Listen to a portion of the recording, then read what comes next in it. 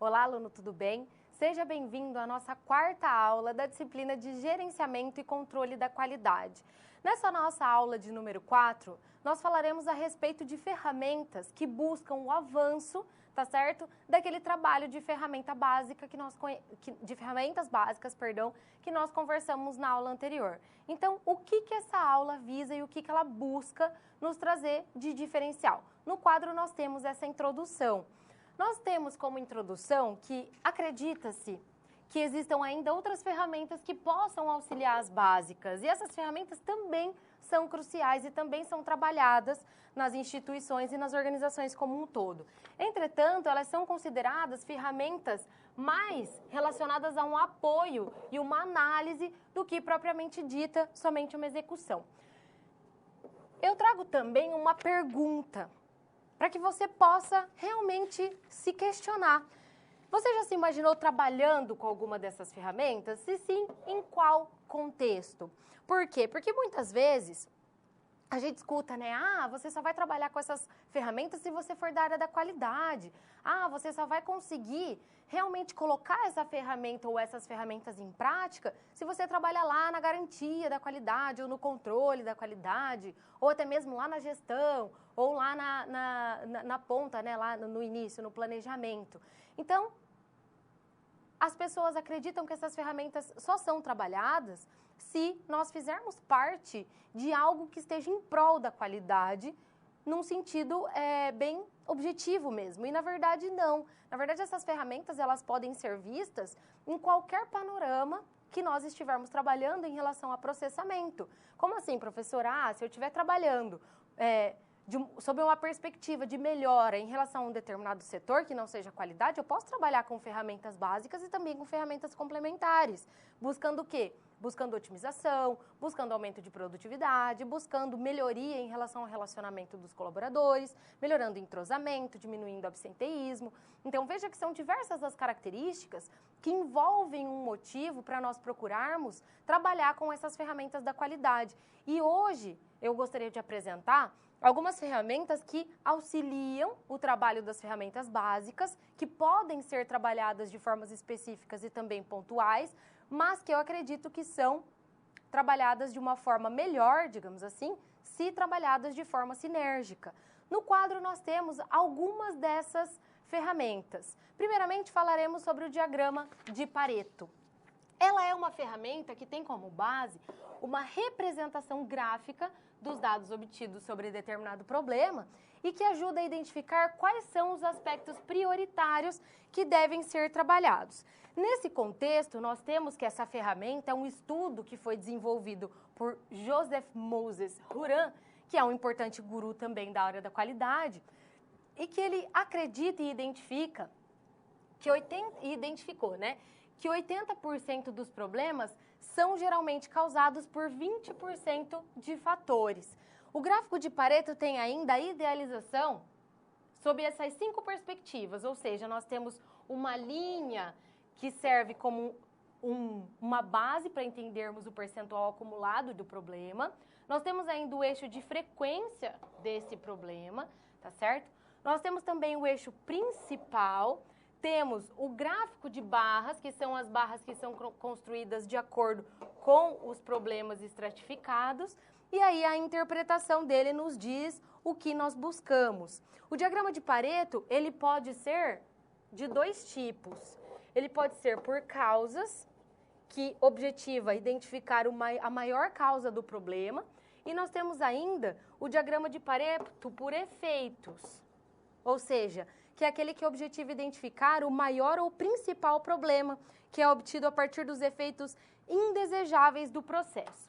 Imagine então, aluno, que na realização de um serviço de instalação de uma cortina, por exemplo, alguns problemas possam ocorrer. Por exemplo, mau atendimento, produto mal identificado, produto que não atende às especificações corretas e ainda um atraso na assistência técnica. Diante desses problemas, você pode se perguntar, professora, por onde eu começo a trabalhar nas soluções de tudo isso que eu estou identificando? Então, o diagrama de Pareto, ele entra para quê? Para auxiliar nesse sentido, porque após a coleta de dados, a análise mostrará quais são as reincidências e também, consequentemente, qual é a prioridade a ser atendida. Nesse momento, você pode, então, se perguntar, será que existe uma forma de eu trazer essas informações para uma planilha e ainda uma forma dessa planilha ser transformada em um desenho, em um diagrama, para que eu possa estudar isso da melhor forma, graficamente, e para que esse desenho possa ser apresentado, por exemplo, para o meu time de colaboradores, para o pessoal que trabalha comigo, para que eles possam também trabalhar junto comigo nessa demanda e nesses problemas. No quadro eu trouxe um exemplo de como nós podemos trabalhar com o diagrama de Pareto. Nós podemos, então, verificar o motivo da reclamação e listar essa reclamação, verificar quantos reclamaram em relação àquele determinado problema e aí sim acumular um percentual e em cima desse percentual montar o quê? O acumulado, tá certo? Onde nós teríamos, por exemplo, a representação através desse diagrama aqui. Lembrando que o gráfico, ele é de grande auxílio na tomada de decisão e também na elaboração de projetos de gestão. E esses projetos, eles permitem a visualização de quais causas precisam de prioridade para que haja a redução dos problemas relacionados aos processos. E aí nós nos perguntamos, né, mas será que esse diagrama, ele realmente possui a sua importância e ele realmente está atrelado a algo que nós podemos ainda trabalhar, né, de acordo com aquilo que nós conhecemos? Sim, né? O diagrama de Pareto, ele também pode trabalhar, por exemplo, com a matriz Guth, que nós também veremos na aula de hoje, que identifica o quê? Que identifica gravidade e também tendência daquele problema que está ocorrendo. Mas eu gostaria de realmente ressaltar a importância do diagrama de Pareto quando nós estamos falando em prioridades para trabalhar em cima das causas. Como assim, professor? Eu vou dar um exemplo. Nesse exemplo que nós falamos no quadro, nós tivemos aí um percentual realmente alto em relação ao mau atendimento. E aí, nós identificamos que realmente há um potencial a ser trabalhado em relação a um problema que está acontecendo ali, né, na nossa empresa, na nossa instituição. E isso nos faz enxergar que esse mau atendimento pode também estar relacionado com outras coisas. Utilizando uma ferramenta básica, nós teríamos causas relacionadas a essa causa também, mas nós saberíamos que existe uma causa potencial, uma causa que numericamente nos traz o que está acontecendo dentro da instituição. E aí nós nos perguntamos, né, será que essa potencial falha, esse potencial problema está realmente precisando de uma solução neste exato momento, ou nós podemos trabalhar em um outro momento? Lembrando o quê? Lembrando que o potencial, claro que está relacionado a que o cliente está mais reclamando, mas será que a empresa tem o potencial para trabalhar nesse problema? E aí nós entramos em um outro tipo de assunto, tá certo? Um outro item dentro da pauta, que é de que forma nós iremos solucionar esse problema. E aí nós verificamos realmente a potencialidade dele, mas também a potencialidade de trabalharmos com a solução relacionada àquele determinado problema, tá certo? Ótimo, professor. Então, agora que nós já conhecemos as características do diagrama de Pareto, agora que nós já falamos e já trabalhamos em cima dos seus conceitos, de que forma eu posso averiguar de uma forma qualitativa o que está acontecendo dentro das organizações e entender como essa ferramenta funciona? No quadro eu trouxe uma dessas ferramentas, conhecidas como matriz Guth, que nos traz o quê? Nos traz o seu conceito, nos traz também de que forma ela trabalha, tá ok? E nos traz a ideia de como isso funciona.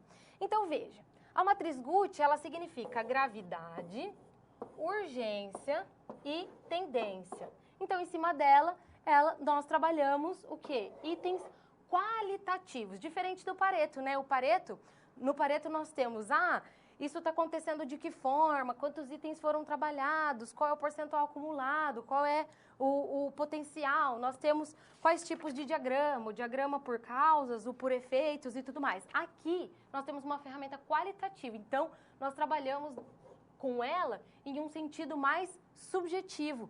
Então ela depende da subjetividade, do poder de observação de quem está à frente dessa ferramenta, dependemos também do feeling da pessoa que está trabalhando com ela e também da experiência dos observadores. Por que eu digo isso, né? Porque muitas vezes, quando as pessoas trabalham com esse tipo de ferramenta qualitativa, como ela não traz números, ela se torna um pouco mais difícil de ser trabalhada, né? Porque as pessoas têm um pouco de receio de ou serem muito drásticas em relação a algo que é mediano, por exemplo, ou serem muito boazinhas, né?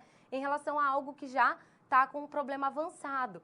Então, para isso, ela traz alguns fundamentos para serem trabalhados para que as coisas se equalizem, ou seja, para que eu consiga um equilíbrio e para que eu consiga realmente um resultado satisfatório em cima daquilo que eu estou buscando. No quadro, nós temos outras informações sobre essa ferramenta.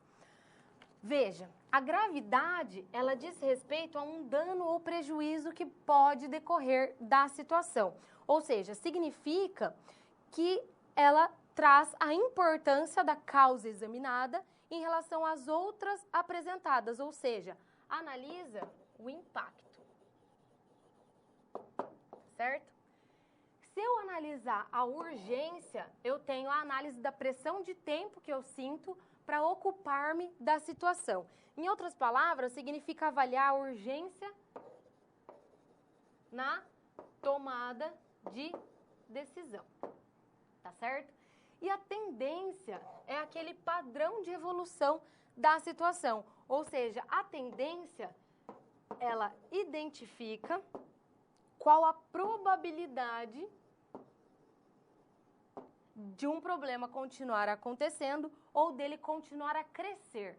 Lembrando que a matriz Guth, ela considera, além da gravidade do problema, da urgência na tomada das ações e da tendência delineada, considera ainda o relacionamento entre os três fatores de análise. O que isso quer dizer? Quer dizer que eu não preciso analisar determinado problema somente em relação ou à gravidade, ou à urgência, ou à tendência. Essa ferramenta, ela também trabalha a interligação desses três. Será que algo grave também é urgente, também tem a tendência de crescer potencialmente?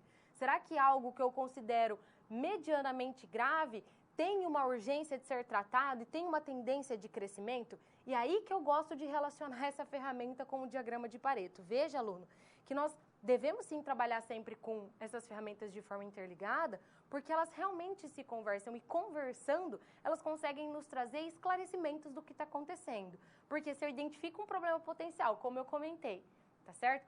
Eu identifico que realmente os clientes estão reclamando muito do mau atendimento. Tá, mas será que realmente é grave, é urgente ou é tendencioso, né? A trabalhar de uma forma que realmente venha a crescer. Então, tudo isso deve ser trabalhado de forma quantitativa, com o diagrama, por exemplo, e de forma qualitativa, com o Guth, por exemplo, tá certo? Ótimo, professor, eu entendi que o Guth, ele possui sim o seu significado, ele pode trabalhar esses três itens, esses três termos de forma conjunta, mas eu gostaria de entender se existe numericamente uma forma de nós mensurá-lo, mesmo que subjetivamente, para que nós possamos, né, digamos assim, dar caras aos bois. No quadro, eu trouxe uma das formas que nós temos de trabalhar com a matriz Guth em relação ao seu valor.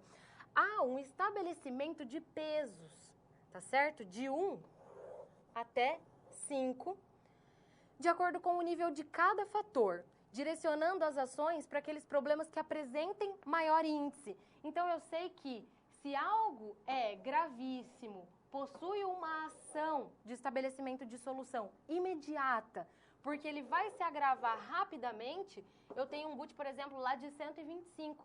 Ou seja, eu tenho um valor 5 altíssimo para ser trabalhado dentro da minha perspectiva, dentro do meu problema. Então, eu sei que realmente esse tipo de valor 5 atribuído para um problema potencial realmente deve ser trabalhado imediatamente. Então, eu coloco ele dentro do meu planejamento como uma ação de curto prazo, certo? Coisas que apresentem valor 1 de menor gravidade, que podem esperar, que apresenta uma tendência de não se movimentar muito, eu coloco nas minhas ações de longo prazo, por exemplo. E aí eu tenho, então, que as causas em análise não precisam estar relacionadas, podendo ser realizada a análise por meio de diversos setores da organização.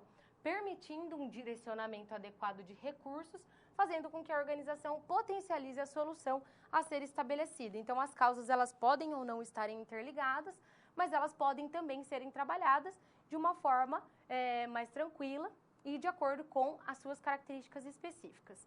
Agora que nós já conhecemos o diagrama de Pareto, já conhecemos também a matriz Guth, te convido a conhecermos a ferramenta conhecida como 5W2H. No quadro nós temos essas informações, onde o 5W2H basicamente é um checklist de determinadas atividades que precisam ser desenvolvidas com o máximo de clareza possível por parte dos colaboradores. Por quê? Porque essa ferramenta ela é útil para as empresas uma vez que ela elimina por completo qualquer dúvida que possa surgir sobre um processo ou sobre uma atividade. Então, se nós relacionarmos essa ferramenta, por exemplo, com o fluxograma, nós teríamos como desenhar o que é feito em cada uma das etapas do fluxograma, por exemplo. O nome dessa ferramenta foi assim estabelecido por juntar as primeiras letras do nome, em inglês, das diretrizes utilizadas neste processo. Abaixo, aluno, você pode ver cada uma delas e o que elas representam. Nós temos, então, os 5 Ws e os 2 Hs, tá certo? O primeiro é o que será feito, ou seja, quais são as etapas para atingir o objetivo. Por que será feito, ou seja, qual a justificativa para fazer determinada ação. Onde essa ação será executada, ou seja, local. Quando será feito, o tempo, o cronograma correto. Por quem será executado, ou seja, quem é o responsável por acompanhar essa ação. Os 2 Hs pautam-se em how e how much. Por exemplo, o how é como será feito, ou seja, qual o método utilizado para que aquela ação se execute e quanto custará, ou seja, quais os recursos necessários para que aconteça. Existem ainda outros autores que defendem uma nomenclatura diferenciada. Por exemplo, existe um autor que acredita no 5W1H, onde ele exclui o H do how much, porque ele acredita que quanto o projeto ou a ação vai custar, não interessa especificamente aos colaboradores, e sim somente à alta administração. Então, ele acredita no 5W1H. E existem outros autores que acreditam no 5W3H, ou seja, acreditam sim nos 2 Hs que foram propostos, e ele ainda inclui o how many, que indica quantos. E o que seria esse quantos? Seria realmente uma dimensão da visibilidade se realmente deu certo ou não. Todas elas podem ser utilizadas perfeitamente dependendo da necessidade do gestor e também da organização, respeitando sempre as características individuais de cada organização. Por que eu falo em características individuais? Porque dependendo do que uma organização quer, né, ou dependendo do objetivo que ela tem, ela pode estruturar o 5W2H, o 5W1H, o 5W3H, que mais lhe atender, tá certo? Ou seja, aquela que realmente vier a ser a ferramenta ideal. Por quê? Porque alguns gestores, por exemplo, eles utilizam o 5W2H como uma forma de planejamento estratégico da sua organização. E aí, se eles estiverem à frente da alta administração e quiserem colocar a idealização dos recursos nesse planejamento, show de bola. Mas, se nós estivermos utilizando esse plano de ação para sanar um problema específico ou algo recorrente dentro de uma produção e que realmente não caiba dizer quanto será gasto, enfim, nós podemos excluir o item quanto. Ah, mas eu quero algo mais completo, eu quero saber de que forma isso vai ser verificado, de quanto em quanto tempo, minuciosamente falando. Ok, então eu posso ainda incluir o meu H, né, o meu H que está ali buscando ser incluído por alguns autores, para o meu dia a dia da utilização dessa ferramenta. Então, veja que realmente há uma flexibilidade.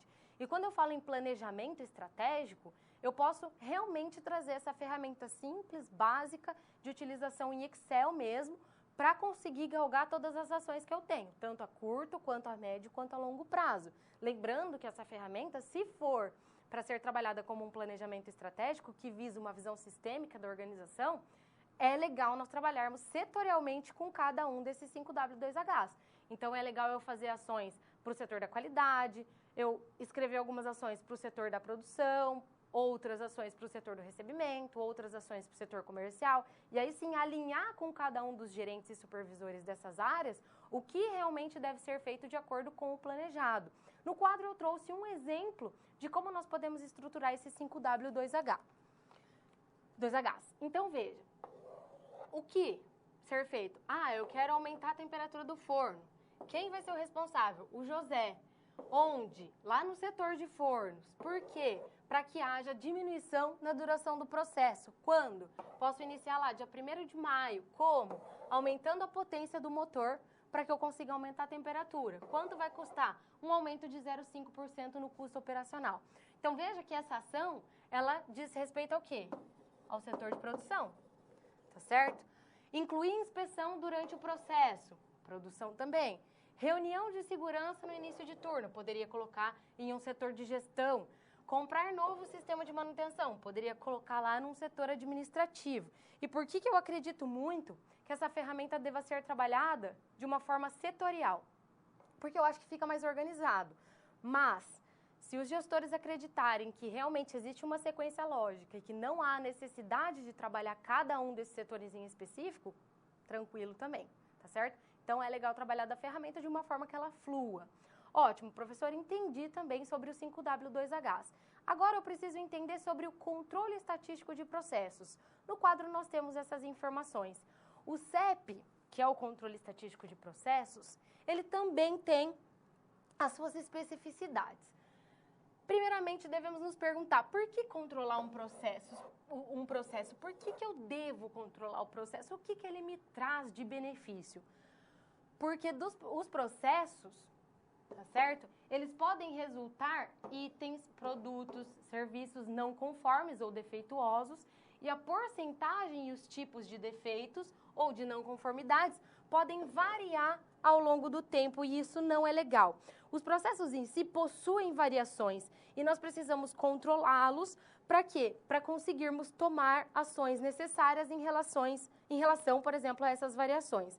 Quando falamos em média de um produto que está sendo produzido, significa que dentre os itens analisados, uns demoram mais para ser produzidos, por exemplo, e outros menos. E que se ficarem muito distantes da média, será necessário analisar as suas causas. Por que eu digo isso? Imagine, aluno, que nós estejamos produzindo lá pregos, né? Nós estejamos lá produzindo 100 itens por dia. E, de repente, um dia nós conseguimos produzir 200. E daqui uma semana nós produzimos 50. E aí, dali uma semana, nós conseguimos produzir 10.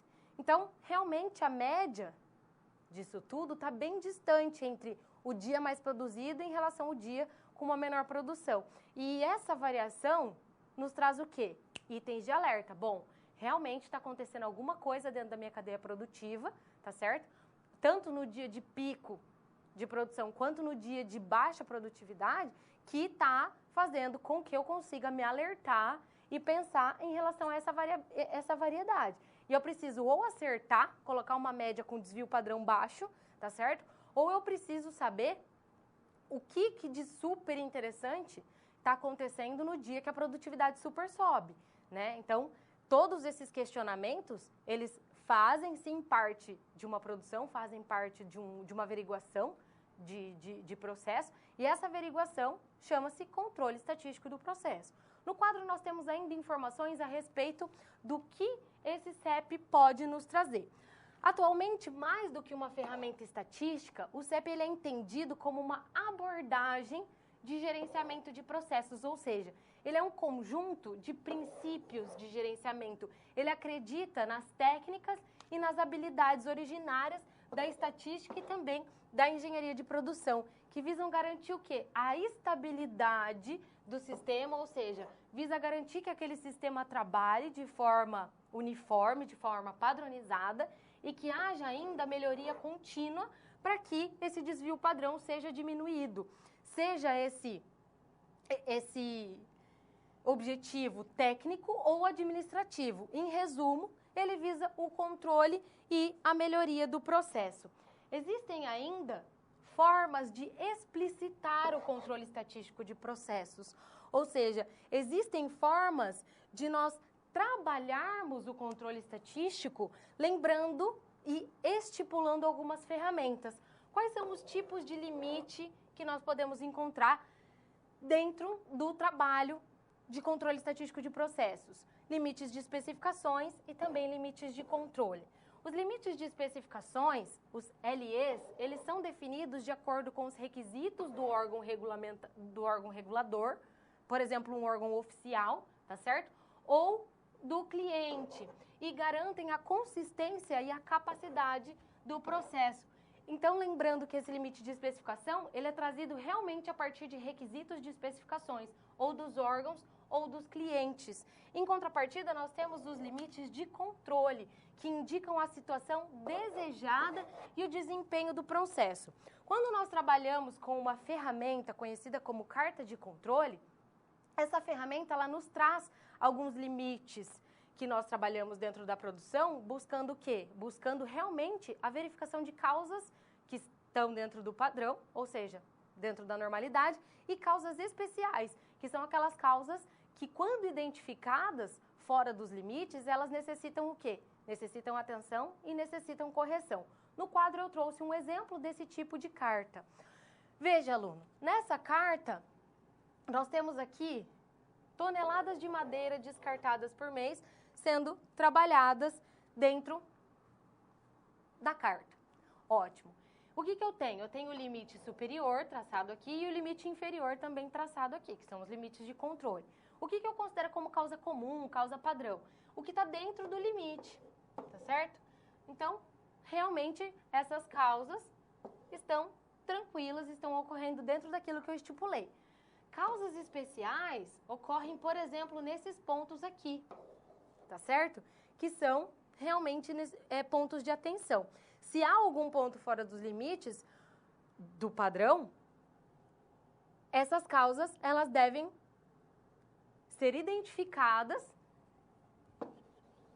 e corrigidas. Por quê? Porque aí sim nós conseguimos estabelecer um novo padrão, nós conseguimos verificar realmente se esses limites estão trabalhando de forma coerente e se o que está sendo apresentado pela carta faz sentido para que as causas especiais possam ser trabalhadas, tá certo? São raras essas aparições dentro das cartas, mas elas também devem ser trabalhadas na sua totalidade para que elas realmente não venham mais a acontecer. Ótimo, professor, entendi sobre as ferramentas que auxiliam as ferramentas básicas da qualidade. Eu entendi que realmente existem ferramentas que possuem outros fundamentos, tanto quantitativos como qualitativos, tá certo? Falamos sobre diagrama de Pareto, falamos sobre o CEP, retornamos também a respeito da matriz Guth, enfim, falamos dessas ferramentas que complementam as ferramentas básicas.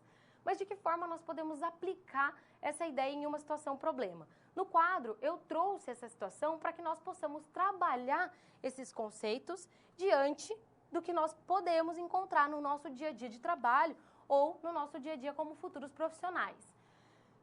Na clínica veterinária Cão Bravo, por exemplo, o veterinário e o proprietário João têm reclamado sobre o alto número de clientes que ele estava encaminhando para outros especialistas em outras clínicas. Então, veja, o João ele sabia que existiam oportunidades para melhorias e, nesse caso, decidiu aplicar o ciclo PDCA. Mas o João ele não tem muito conhecimento sobre a aplicação dessa ferramenta e aí ele nos contratou, ele entrou em contato para que nós verificar, né, se nós poderíamos auxiliá-lo no desdobramento desse ciclo PDCA. Elaborando as etapas da metodologia MAMP mais PDCA, nós temos essa configuração de problematização. Então, iniciando lá com o P do nosso planejamento, o que nós poderíamos fazer dentro do MAMP, que é uma ferramenta que nós já trabalhamos, tá certo? Que nós já sabemos como ela trabalha. Nós poderíamos, primeiramente, identificar o problema. Bom, eu estou tendo perda de clientes. Por quê? Porque eu estou encaminhando os meus clientes para especialistas em outras clínicas. E isso faz com que eu perca dinheiro, tá certo? Eu estou realmente não só perdendo recurso, como eu estou perdendo cliente. Esses clientes estão entendendo que eu não consigo atender a demanda deles. Isso está me incomodando. Ótimo. Depois, o que eu faço? Uma observação. Então, o João levantou uma relação de todos os clientes encaminhados a clínicas especializadas nos últimos meses e, com isso, ele fez uma análise. Depois de separar os encaminhados por especialidade, ele descobriu que 80% dos clientes levaram seus animais para clínicas especializadas em tratamento de intoxicação de pequenos animais. Então, seria intoxicação que ele não estava conseguindo trabalhar. Ele também levantou que certo número de chamadas para a clínica ocorria quando ele estava o quê? Quando ela estava fechada, em finais de semana e após as 18. Então, bom, eu tenho ali uma parcela de clientes que está me procurando quando a minha clínica está fechada ou quando a minha clínica estava aberta e fechou às 18 horas. E aí o João percebeu que a clínica poderia ser beneficiada se houvesse uma mudança nos seus serviços, ou no seu horário, ou nos seus turnos e tudo mais. Quem que ajuda o João a trazer essas informações do PDCA? Nós, né, pessoas que conhecemos o ritual da qualidade, que conhecemos o passo a passo da qualidade e que podemos, de alguma forma, buscar as melhores soluções. Depois de analisar, o que ele fez? Nós precisamos definitivamente, após entendermos as deficiências, elaborarmos um plano de ação. E aí ele identificou o seguinte, olha, né, juntamente com a equipe de qualidade, o plano é simples. Nós precisamos contratar mais um veterinário para que ele possa viabilizar o atendimento em 24 horas, todos os dias da semana. E providenciar, além de capacitar os veterinários, um curso específico para questões relacionadas à intoxicação de pequenos animais. Nesse momento, aluno, eu gostaria de chamar a sua atenção. Por quê? Imagine você, né, um futuro profissional, trabalhando em diversas áreas, tendo potencial para trabalhar em diversas áreas, tendo conhecimento técnico para trabalhar em diversas áreas. Já se imaginou trabalhando em uma clínica veterinária? Difícil nós imaginarmos isso, né? Porque nós imaginamos, a clínica veterinária só admite e só contrata médicos veterinários. Só contrata pessoas especializadas em banho, em tosa, em lavagem, em coisas específicas relacionadas à intoxicação e tudo mais. Nós, como futuros gestores de qualidade, como futuros empreendedores frente à qualidade que seremos, nós podemos sim trabalhar, por exemplo, com consultorias da qualidade. Por que não? Né? Nós podemos nos especializar nisso e oferecermos o nosso serviço. Nesse caso, por exemplo, que eu comentei a respeito do João, da clínica do João, né? Nós temos aí problemas a serem trabalhados, nós temos um passo a passo para auxiliar esse tipo de empreendedor e nós temos ainda, mais do que isso, conhecimento sobre as ferramentas que nós podemos desdobrar para auxiliar ele nessa galgada. E aí eu te questiono, né, aluno? Será que não é interessante nós idealizarmos as ferramentas que nós conhecermos e aplicarmos essas ferramentas no nosso dia a dia? Mais do que isso, né, buscarmos potenciais clientes, não somente na área da veterinária, mas também na área de confecções, na área metalmecânica, na área de móveis, na área de alimentos. Por quê? Porque essas ferramentas são extremamente bem-vindas em qualquer área. E esse é o foco que eu gostaria de trazer principalmente para essa situação problema. Por quê? Porque nós podemos sim trabalhar o PDCA, mas nós podemos ainda trabalhar o 5W2H, podemos trabalhar em relação aos 5 porquês, para verificar causas raiz relacionadas a um problema específico. Nós podemos estatisticamente trabalhar com o levantamento dessas informações na etapa de análise do planejamento. Então, veja que nós temos diversas formas de trabalhar essas ferramentas. Bom, voltando à nossa situação, o que nós fizemos até agora? Nós planejamos, tá certo? E nós chegamos a um momento em que nós precisamos planejar e elaborar o quê? O nosso plano de ação. Neste momento, eu acredito que nós podemos usar a ferramenta 5W2H. No quadro, eu trouxe as informações a respeito dessa etapa. Na etapa D do PDCA, que é a etapa de execução, nós precisamos buscar executar o plano que foi elaborado juntamente com o João. Qual foi o plano elaborado, né? Simples, contratar um outro veterinário e verificar também a capacitação em relação a intoxicações de animais de pequeno porte. Então, foi contratado um veterinário em forma de revezamento. João e o novo veterinário trabalhavam em forma de plantão, nos horários que anteriormente não eram abertos à clínica, e começaram a trabalhar, então, em cima dessas novas ações para realmente conseguir atender os clientes que estavam sendo, de alguma forma, levados a outros profissionais. Foram estabelecidos, então, alguns treinamentos nos finais de semana para os 2 veterinários da clínica. João decidiu ir testando as mudanças por 2 meses para verificar se eles serão capazes de reduzir o número de encaminhamentos e, ao mesmo tempo, manter seus atuais pacientes bem atendidos. Então, veja que o João fez nada mais, nada menos do que um 5W2H. Ele realmente planejou e também conseguiu executar as suas ações, por quê? Porque ele estruturou o que ele queria fazer. Ah, eu queria o quê? Contratar um novo veterinário. Quem vai contratar? O próprio João. Quando? Naquele mês. Onde? Para trabalhar na clínica. Por quê? Porque realmente está tendo evasão dos clientes. Como que ele vai ser treinado? Ah, eu mesmo. João, vou treinar ele. Quanto que vai ficar? De repente lá, R$100. Ou eu vou contratar um consultor para isso. E aí fica um pouco mais caro. Então veja, aluno, que todas essas ações que foram planejadas no início tiveram um caminho a ser percorrido para atingir realmente a elaboração de um plano de ação. E aí nas etapas seguintes do C e do A, o que nós conseguimos verificar? Se realmente a ação vai dar certo, buscamos a padronização e a conclusão. Então, na verificação, 2 meses após a implementação, o número de encaminhamento caiu para 40% comparado com o mesmo pedido. Na padronização, claramente essa mudança resultou numa grande melhoria. João, então, decidiu implantar essas mudanças permanentemente.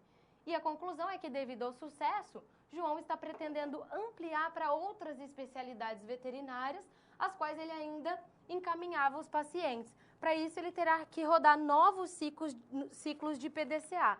E, por fim, nós temos, então, que não devemos confundir ações de elaboração do plano com as ações de execução, porque são etapas totalmente distintas. Devemos lembrar, então, que elaborar um plano deve ser feito listando tudo aquilo que deve ser feito, principalmente se nós tivermos como base o 5W2H, que nos auxilia o quê? Nos auxilia a entendermos o que, como, quando será feito e buscarmos colocar em prática aquilo que foi listado. Nesse caso do João, nós poderíamos ainda buscar trabalhar com o quê? Trabalhar com um novo PDCA, onde na etapa das ações ou na etapa de buscarmos um 5W2H, nós poderíamos trabalhar com o quê? Trabalhar com novas metodologias. O que pode ser feito? Buscar outros especialistas. Onde? Em uma capital, onde esses especialistas se formam.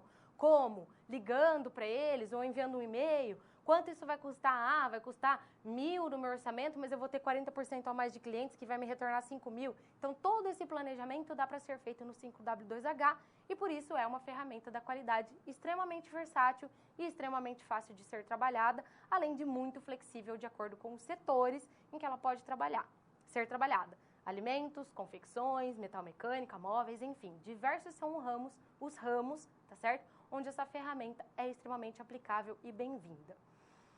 Ótimo, professora! Entendi todos esses fundamentos, vi que realmente as ferramentas podem ser aplicadas. Para finalizar a nossa aula, o que nós podemos ter como resumo? Nós temos como resumo que nós aprendemos, então, claramente de que forma o diagrama de Pareto se aplica, quais os seus fundamentos e quais os seus principais objetivos. Falamos que essa ferramenta é uma ferramenta numérica, né? Nos traz números, nos traz dados quantitativos, enquanto a matriz Guth nos traz dados qualitativos, traz dados subjetivos, que dependem mais da observação de quem está realizando essa ferramenta.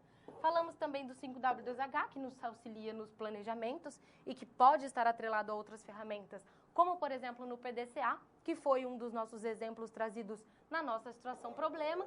E também falamos do CEP, que possui a intenção de diminuir a variabilidade, buscando uma padronização, buscando uma receita para ser trabalhado e busca ainda trabalhar com algumas ferramentas, como, por exemplo, as cartas de controle, onde nós temos limites a serem estabelecidos e trabalhados, para que quando algo ocorra fora desses limites, essas causas especiais possam ser trabalhadas, tá ok? Então, realmente, o que nós podemos perceber é que essas ferramentas, elas existem, elas estão no nosso no nosso dia a dia, no nosso profissionalismo, digamos assim, e que são ferramentas que podem ser trabalhadas dentro da área da qualidade, como ferramentas específicas a serem trabalhadas dentro do setor da qualidade com foco em soluções, mas que também são ferramentas que podem sim e são sempre bem-vindas em setores que visam aumento de produtividade, que visam determinadas ações de melhoria ou até mesmo que visam determinados planejamentos que buscam ser alcançados com sucesso e com flexibilidade. tá certo? Eu encerro então essa aula por aqui, gostaria de agradecer a quem esteve presente e dizer que eu te aguardo na próxima. Até lá!